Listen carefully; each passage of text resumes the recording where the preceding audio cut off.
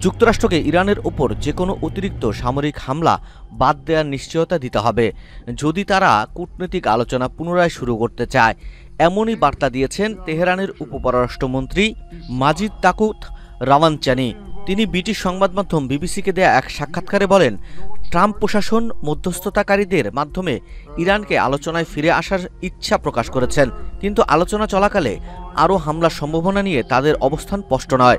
তাকুত রাওয়ানচানি জোর দিয়ে বলেন, ইরান শান্তিপূর্ণ উদ্দেশ্যে ইউরেনিয়াম সমৃদ্ধকরণ চালিয়ে যাওয়ার বিষয়ে আপোষ করবে না। তিনি বলেন, সমৃদ্ধকরণের মাত্রা ও সক্ষমতা নিয়ে আলোচনা হতে পারে, কিন্তু শূন্য সমৃদ্ধকরণের দাবি করা এবং তা না মানলে বোমা মারা এটা জঙ্গলের আইন। 2015 সালের পরমাণু চুক্তি অনুযায়ী ইরানের জন্য ইউরেনিয়াম সমৃদ্ধকরণ 3.67% সীমার মধ্যে সীমাবদ্ধ ছিল, কিন্তু ট্রাম্প প্রশাসন সেই চুক্তি থেকে বেরিয়ে গেলে ইরানও চুক্তির সীমা লঙ্ঘন করতে শুরু করে। বর্তমানে ইরান 60% সমৃদ্ধকরণ ইউরেনিয়াম উৎপাদন করছে, যা আইআইএ এর মতে অন্তত 9টি পারমাণবিক বোমা তৈরির জন্য যথেষ্ট। তাকুত রাওয়ানচানি বলেন, আলোচনা পুনরায় শুরু করার জন্য এখনও কোনো তারিখ নির্ধারণ করা হয়নি। তিনি প্রশ্ন তোলেন, আলোচনা চলাকালে কি আবারও হামলা হবে? যুক্তরাষ্ট্রকে এই প্রশ্নের স্পষ্ট উত্তর দিতে হবে। তিনি আরও যোগ করেন, ইরান যুদ্ধ চায় না, কিন্তু যে কোনো আগ্রাসনের মোকাবেলায় প্রস্তুত।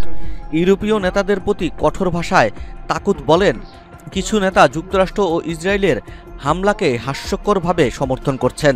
তিনি বলেন, যারা ইরানের সমালোচনা করছেন তাদের উচিত ছিল আমাদের প্রতি বৈষম্যমূলক আচরণের সমালোচনা করা। যদি তাদের আমেরিকাকে সমালোচনা করার সাহস না থাকে তাহলে তাদের চুপ থাকা উচিত।